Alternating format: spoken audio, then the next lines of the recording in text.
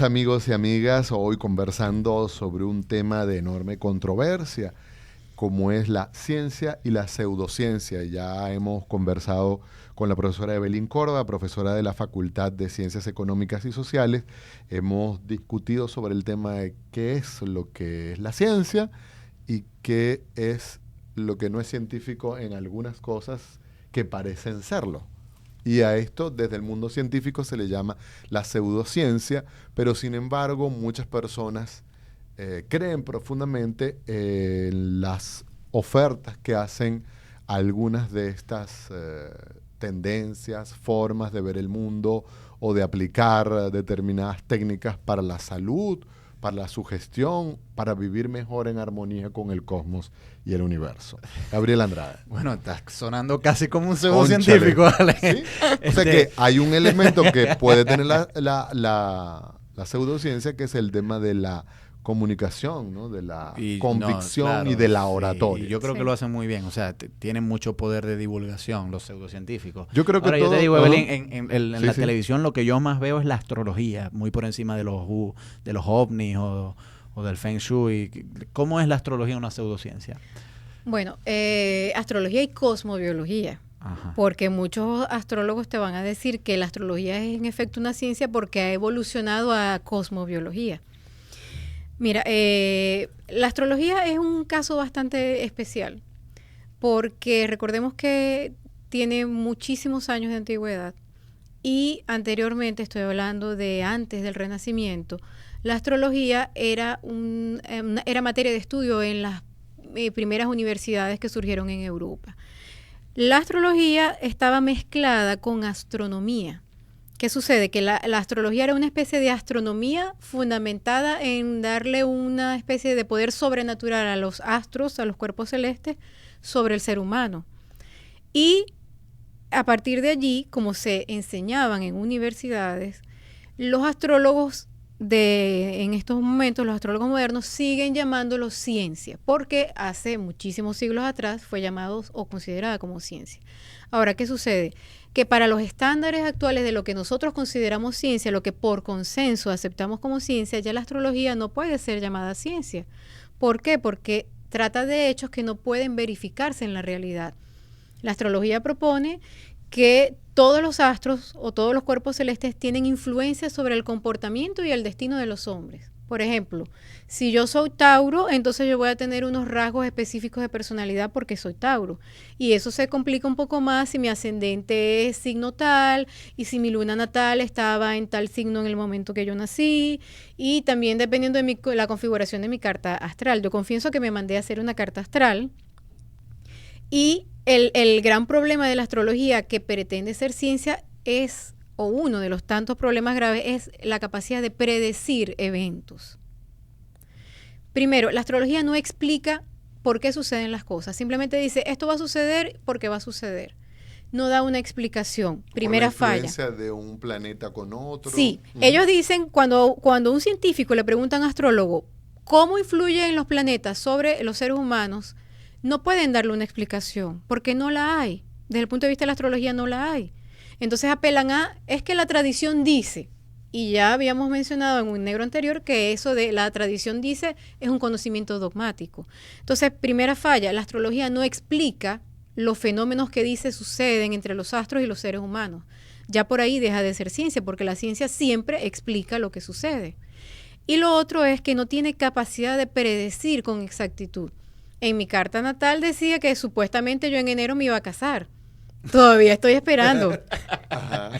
Okay, decían de tal fecha de enero a tal fecha de enero ya estaba mi matrimonio allí, pero todavía estoy esperando que suceda el matrimonio. Claro, Y pero hay una cosa que me da la impresión a veces de los astrólogos, que ellos siempre recurren en última instancia a un as bajo la manga y dicen, bueno, pero eso no ocurrió por tal cosa, o sea, lo que los filósofos llaman la hipótesis ad hoc, sí. ¿Cómo de funciona hecho, eso? Sí, de hecho, esa según Imre Lakatos, esa es la evidencia mortal para la astrología para llamarla pseudociencia, porque Lakatos decía que una disciplina que pretenda ser científica, pero que al aparecer una anomalía o algo que sucede que no se esperaba y se le inquiere una explicación a la persona, en este caso el astrólogo, de, mira, pero tú me dijiste que yo me iba a casar en enero, ¿por qué no me casé en enero? ¿Por qué no me he casado todavía? Entonces ellos apelan a lo que se llaman hipótesis ad hoc, es decir, explicaciones que han sido formuladas específicamente para explicar por qué sucedió eso, pero no desde un punto de vista científico, sino la manera como un método de... Como para salvar Para la teoría, salvar, pues, exacto. en última instancia. Un método de rescate desesperado para poder Bueno, utilizar también eso. es tremendo los determinismos de esta pseudociencia o de la astrología, es decir, que te marca el rumbo y es un determinismo. Sí, porque muy pareciera que uno no arraigado en es el libre. destino, ¿no? Sí, exacto, que Sí. uno no es libre. Pues si yo nací Exacto. tal fecha, ya el destino me dijo que me va a ocurrir tal cosa. Que eso yo no estoy totalmente en contra de cuando dicen los astros determinan el destino de los hombres, porque entonces yo digo, ¿dónde está mi autonomía como ser humano? Porque si el hecho de que el planeta Marte esté en la casa tal o esté en tal retrógrado va a influir en mis decisiones o va a hacer que yo no haga algo sino que haga esto otro, entonces estoy perdiendo mi autonomía como ser humano. Pero además que hay una cosa, yo he conocido gemelos, y por supuesto los gemelos nacen el mismo día, que están en la posición Con de los algunas astros. diferencias de tiempo. No, con algunos no. Sí, bueno, con 5 minutos, ponle. Ajá. Pero yo he conocido gemelos cuyos destinos han sido muy distintos, muy distintos. Entonces, si nacieron el mismo día, se supone que deberían tener un destino muy parecido. Sí, y de hecho, en los años 50 se hizo en Inglaterra un experimento que se llamaba los gemelos cósmicos, que se tomó una muestra de gemelos que habían nacido el mismo día con solamente 5 minutos de diferencia como máximo para estudiar, se le hicieron cartas natales o cartas astrales a cada gemelo para ver entonces si se cumplía o no. Y resulta que en la mayoría de ellos no se cumplió lo que establecía la carta natal y además tenían destinos totalmente diferentes. Entonces, los astrólogos lo que dicen es, como hipótesis ad hoc, que utilizar esos experimentos con gemelos es totalmente ridículo porque al momento de nacer un gemelo, ya el que nace después, entonces tiene una configuración astral diferente y por eso tienen destinos que no son iguales.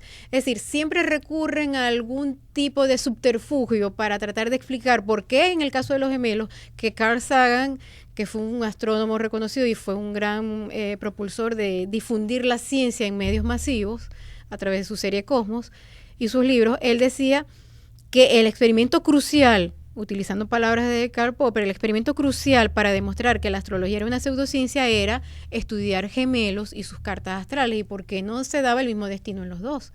Pero entonces los astrólogos te dicen que no, que ya así sea esa pequeña diferencia de minutos en el nacimiento, ya cambia totalmente la configuración de los astros del otro gemelo que nació después.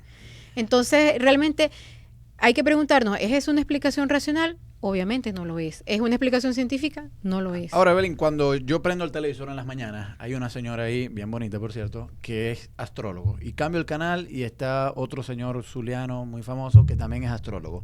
Voy a las bibliotecas, a las librerías y hay libros enteros, no solamente de astrología, sino de Feng Shui, de ovnis, etcétera. De ángeles. De ángeles, a la angiología, que no hablamos de eso en el programa, pero quizás para otro programa. ¿Por qué eso gusta tanto? O sea, ¿por qué los pseudocientíficos parecen estarle ganando la batalla a los científicos? ¿Por qué? Mira, hay la naturaleza del ser humano siente una inmensa necesidad de creer en algo que esté más allá de lo visible. Eso es algo per se en la naturaleza del ser humano. Y eso desde todo el tiempo, desde hace tiempos inmemoriales eso ha existido.